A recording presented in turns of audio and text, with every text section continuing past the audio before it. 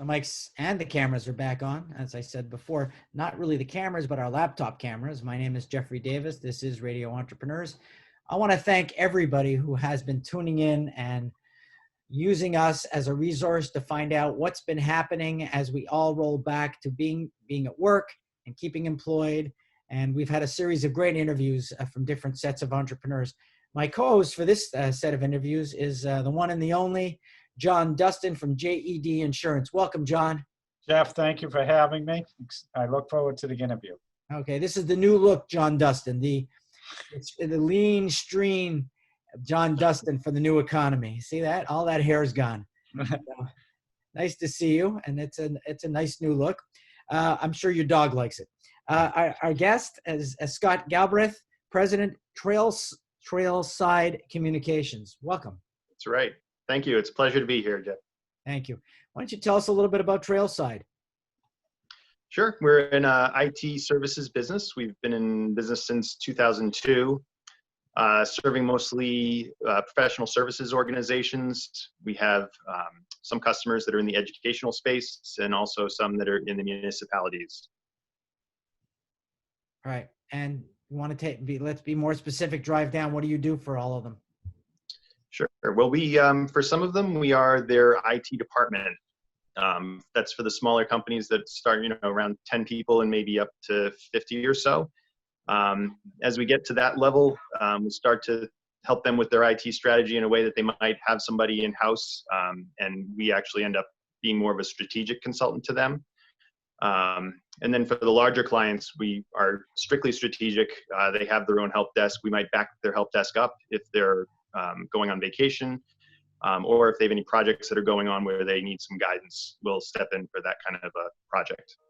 Scott, with everything going on with the pandemic, I think the great Jeff Davis of MAGE once said, we need to be chameleons and adapt to change. You can't just be strong and stand there.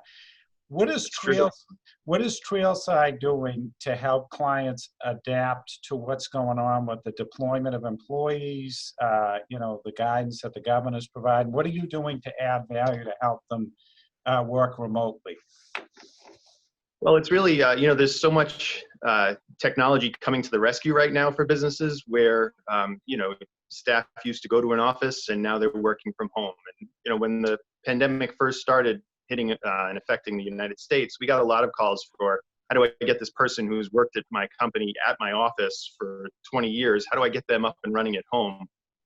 And some of these companies, they have sensitive data. They have customers that they need to communicate with.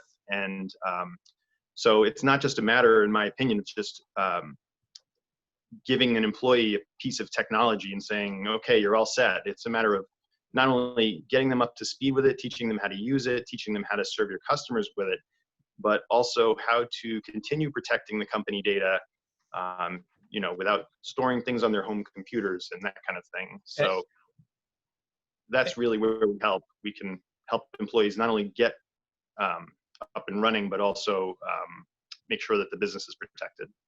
Are you finding that the cybersecurity is a predominant area that you focus on? I would imagine everybody working from home just had basic protection. Is the cybersecurity a focus, and should the clients be really focusing on that? I would think you'd be busier than ever.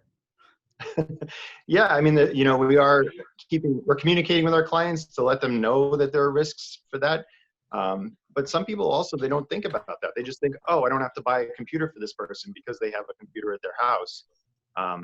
But, and I think thinking about the hackers and criminals in the world, it's very expensive to hack a firewall and to figure out the vulnerabilities of a particular device. But when it comes to hacking your employees, it's as simple as sending them an email that you hope they'll click on. And so I think it's important for business owners to not only invest in technology and have people that can help them navigate those waters, but also ensure that their employees are educated and that they're staying aware of the risks that are out there. I think that's really important. I mean, you have, you might see on the screen, I don't think everybody does, that two of my staff members are on the screen. And I'm always wondering what they're doing at home with their computers and their work computers. And it's a concern for me, Jeff, but you've noticed that you can function outside of being in a physical space with this. But how does somebody measure productivity, right? If you're in a service business with a lot of metrics, are there tools available to measure? Like the show, Jeff, has run pretty smoothly remotely, but you're not responding to a lot of client calls and cancellations. And are there metric tools out there to help companies? Well, I think that Ronald Reagan adapted the line from the father of management, Deming, when he said, "Trust but verify." And Right. Deming believed in monitoring everything. And, I spent a lot of my earlier career working with other management consultants on what were the important metrics to be managing in business. What are the inputs and what are the outputs? And for me, standing over people isn't what's important. I don't need to see people. I do like to manage outputs and inputs. And if you have, and that's really has nothing to do with standing over with people. It talks about the proper metrics. I think if you have the proper metrics to measure your business, you don't have to be sitting beside each other, because that's all you care about is that our people are producing. So Scott, what tools are out there? Are there tools for people that are? There's tons. I mean, and I would say most people aren't staring at these metrics, but if you have a voice over IP system, like when we set up a client with voice over IP, there are reports you can pull on that show how long people are on the phone, how many calls they've made, that kind of thing. And it's not something that's out there that is getting in people's way, but it's something that if you're questioning whether someone was really doing their job, you could look behind the scenes. Another thing too is Office 365. There's a lot of companies that are using it right now, and quietly, I would say Microsoft isn't always the greatest at marketing themselves. Unbelievable, but I think it's true. But they have some great tools in Office 365 that measure not only are companies using the tools that are in their hands, but things that can provide some productivity metrics as well. And then there's the other extreme too, where you can have things that screenshot someone's computer every 5 minutes, and it's like, that's a real extreme situation. It's very rare that you have to set something up like that, but there are some very paranoid business owners out there that they would be looking for that kind of solution. Well, and you also need policies. I mean, there's a lot of technology. There is a lot of technology out there, but I think it's time for everybody to update their personnel manual on confidentiality, on home use, and home working, because there's a gap between what people are doing now and what the manuals are saying. Sure. And we have to have consistency for legal reasons within corporations. So yes, we got to update our manuals as we're going to market in new ways, but we also have to utilize all this new technology. There's just fabulous technology out there. People can be more connected and more monitored than ever before. That's true.